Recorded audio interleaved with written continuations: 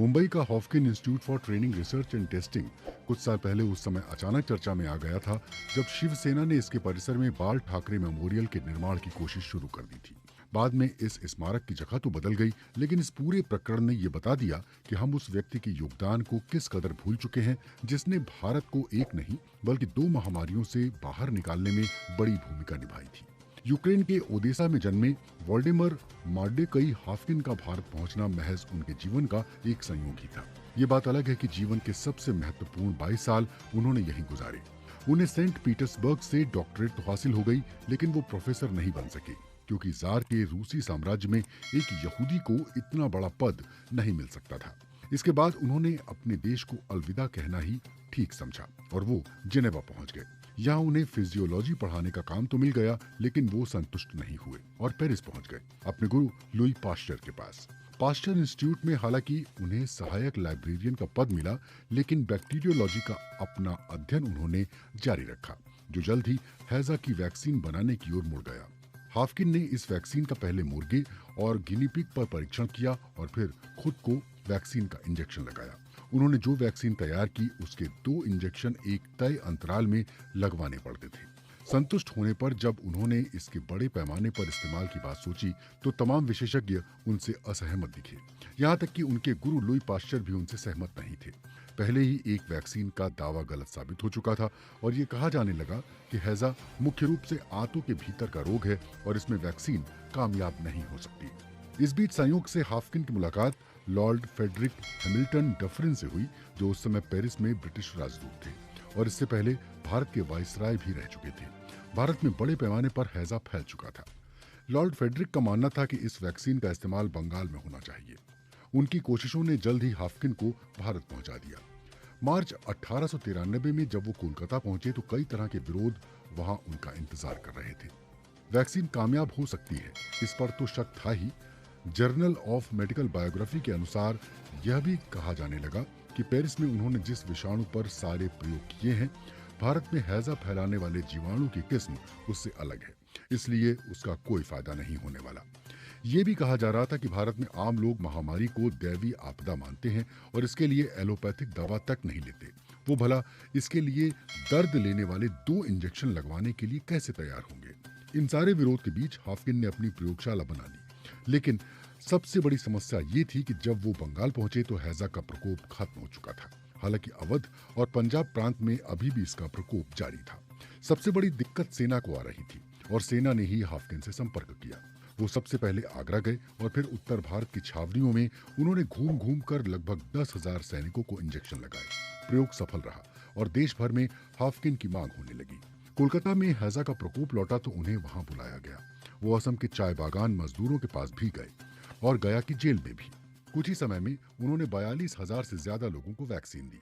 इसे दुनिया का पहला बड़े पैमाने पर हुआ वैक्सीन परीक्षण माना जाता है। जल्द ही हाफमैन ने वैक्सीन का नया संस्करण तैयार किया, जिसमें एक ही इंजेक्शन लगवाने की जरूरत रह गई। भारत हैजा की महामारी से मुक्त हुआ तो यहाँ ब्यूबोनिक प्लेग ने दस्तक दी। प्लेग का कहर और भय हैजा से कहीं ज्यादा था, क्योंकि ये आधे से ज्यादा संक्रमित लोगों की जान ले लेता है।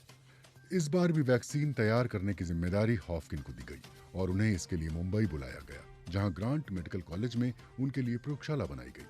हाफकिन अक्टूबर 1896 में वहां पहुंचे और 3 महीने के भीतर ही उन्होंने न सिर्फ वैक्सीन तैयार कर ली, बल्कि एक खरगोश पर इसका पहला सफल परीक्षण भी कर लिया।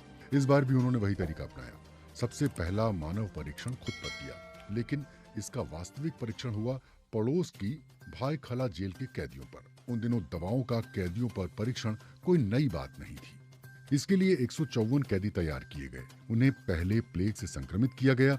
वैक्सीन लगाने के पहले ही दिन 3 कैदियों की मृत्यु हो गई। अगले चंद सप्ताह में कुछ और कैदियों की भी मौत हो गई।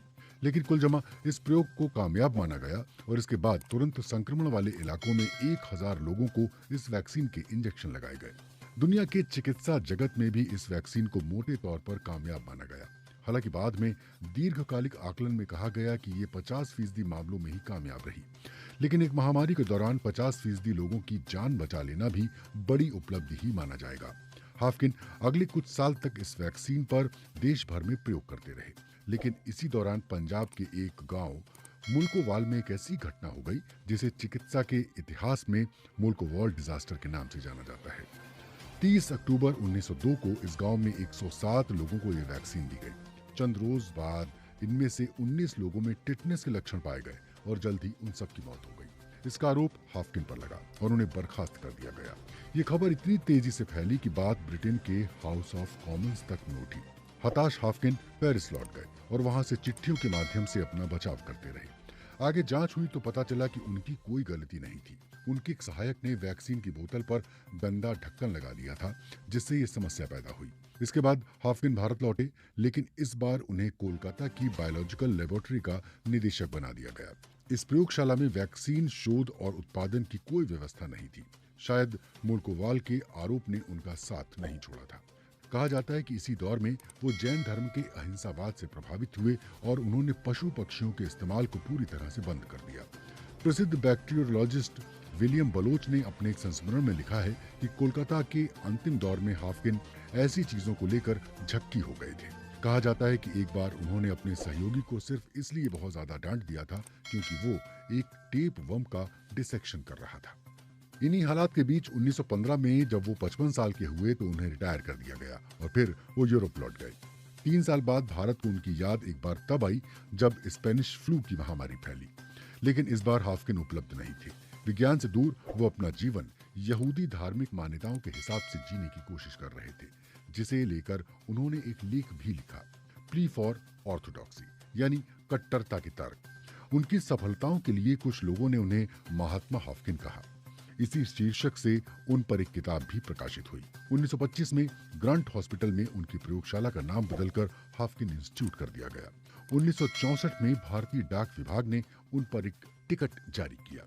इस समय जब पूरी दुनिया के वैज्ञानिक कोविड-19 की वैक्सीन खोजने में जुटे हैं, हाफकिन उनके लिए एक प्रेरणा हो सकते हैं।